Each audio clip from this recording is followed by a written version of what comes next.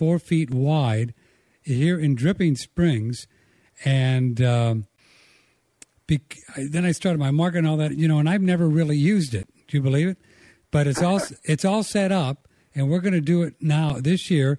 If I don't get it right away, we're going to do it at least for a fall garden. But I may just roll with it now because in Texas you can do it anytime, right? It doesn't matter. It does get a little hot here. But, yeah, you're welcome to come over, contact me, and see how we set it up. And also we're going to put some videos on our website so you can watch as well.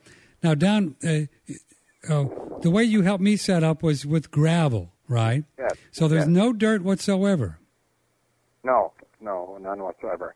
My 2 farms were with gravel, but I built other kinds where you just have a tube with water flowing through it continuously.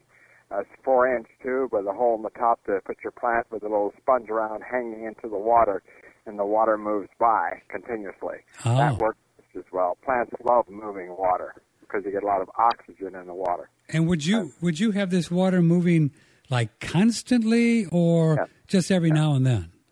No, I have it moving continuously past the roots. That's one way. And another way is to have a trays where the water stays in and then you change it every so many minutes. Yeah, that's another kind because it needs to get new oxygen to the plants. Now, the way he set up myself up, folks, is it's a bed, but it slants, right? And we have lots of gravel. It's like little pea gravel. And then we have a tank that I mix with rainwater and ocean water to a specific total dissolved solids, right down for about 1,500 parts per million. And then you can just turn on a crank, and it just automatically fills up the bed, and which the roots are down in the gravel. Huh, Don Jansen? That's right. And That's all they need. And then I would only have to get them wet a couple times a day? Once a day. Once a day. Yeah, that's all. Once a day, and the gravel holds moisture. The sand piles hold moisture very well. So I see. Yeah. Yeah. And then you use the same, you pump, you drain it back. Then you drain it back because it's on a slant, folks, so it drains back out to a little barrel, and we have a float pump, and the float pump, when it gets full, it puts it back into the big barrel. So it's all done with just one little pump. Very, very small pump. Correct. And then you can use the same, people keep, because the fertilizer companies have hoodwinked farmers into believing, you need 50 pounds on acre this year, you're going to need 80 pounds next year. They keep dumping it on our soil. And if you ever grow hydroponically, you find out that I actually lost very little nutrition out of the ocean water. The water evaporated and my concentration of nutrition got stronger daily. And I'd have to add fresh water in the middle of the month. No kidding. Yeah, I never added fertilizer ever after the first dose. You'd actually have to add more water because that's amazing. Because those little roots don't eat that much. We keep thinking like our obese Americans eat. That's what we were thinking of. Uh-huh. And, of course, the fertilizer company loves to say a lot of fertilizer, so they're never going to tell you that, hey, the plants don't eat much. Mm-hmm. So they dump a lot on there, and that's why we have toxic lakes and rivers, because that runoff is terrible. It's way too much. Mm-hmm. It's way too excessive. Mm-hmm. Now, and I found out from Don Jansen that the dirt doesn't do anything. The dirt is just a medium like the rocks. What the plants need are nutrients, right? Right. Uh-huh. If the soil has nutrition in it, you're lucky. But it's been leached for so many million years in the United States and most countries in the world now that it's all in the ocean. It's out of the soil. And they put in 3 and 4 and 5, maybe 10 elements, but that's a long ways from 90 in the ocean. So we're always underfed. Most food is empty, basically. So the ocean has 90 elements. If you dilute ocean water, then you can get that beautiful spectrum of minerals introduced to the plants, and then now those plants don't uptake everything because they're all designed to only uptake a certain amount. Correct? Right. Yeah. Tomatoes pick up 56. Sweet potatoes pick up 69. Basically around there, 69, 68, 65.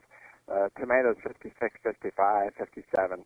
They stay right in that area, and they continually do it, and all tomatoes do. And however, I found out that wheatgrass picks it all up. Grasses pick up all the elements, and that is phenomenal. That's why really I've quit growing vegetables and grow mainly wheatgrass anymore. And, that's one of the most amazing things. When did you find that out, that grass will take up every mineral that you introduce to it? Well, I set a farm up at the University, Gulf Coast University, asked me to set up a test plant there, so I set up a 4-bed garden on their facility by the power plant. And I also grew tomatoes in competition with their regular fertilizer. And at the end, our fertilizer was superior in every way. Our plants were hardier. We put way more pounds on. The tomatoes lasted way longer. Everything was better in every aspect.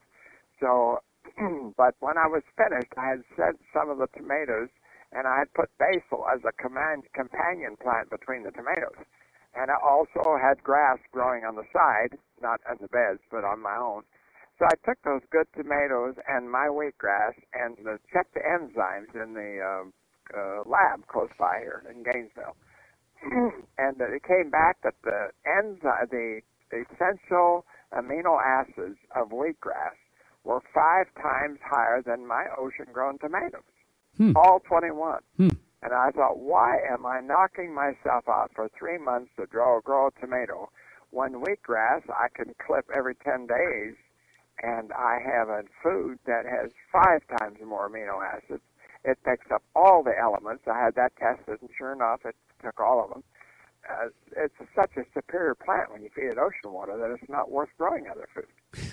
Yeah, but then you got to eat grass your whole life, though. That could get boring. Well, the cattle don't seem to mind it, so I figured I'd join them. The buffalo. Yeah, the buffalo. Don Jansen's with us. If you'd like to join us, 888-1NET6, 888-1NET6 is the telephone number on One Radio Network. I just think it's amazing that with all the species on the planet, that grass, which is, I would assume, one of the more plentiful species on the planet, in God's infinite wisdom, will uptake every mineral that you introduce to it. Yeah, it's just so mind-boggling. And now I understand why the animals don't have desserts and appetizers and a steak every day. And they just graze all day long, and they're healthy, and they're hardy, and they're fat, especially if they get the elements put on their grass. Oh, my goodness, they go crazy. Oh, you mean if you... Well, if I spread ocean water on the grass that they're eating, they don't stop. They stand right there and graze that grass and leave all the rest of it go, because they can taste they got a nutritious piece of grass here. And you've done that. Did you do some work with some buffalo herds? Yes, I did that with buffalo. The buffalo never wanted to eat along roads. Right. So I took ocean water and I put it along the roads, and the buffalo wouldn't quit. They came to the road and they laid down and they ate on that, and they all summer that summer they stayed by the road. And they hate people and cars and stuff, so they usually hit. And that summer they grazed on that edge just like lawnmowers. It was incredible. It was so different. I knew that I had something there. Well, animals know they know intuitively what's in the grass. I mean, I watch my dog sometime, Bria, a golden retriever, who you'll probably hear bark during this broadcast. She's right outside, and she'll as you know, folks, if you have animals, she'll just pick around and smell and walk around, and she'll know exactly what to eat. Some stuff, she turns up her nose, and all of a sudden she goes, "Oh yeah, this is good." They just know, man. They just know. Well, they eat out of my trays if I lay them down. Sometimes I have a pad. I'm finished with it, and it has some grass on it.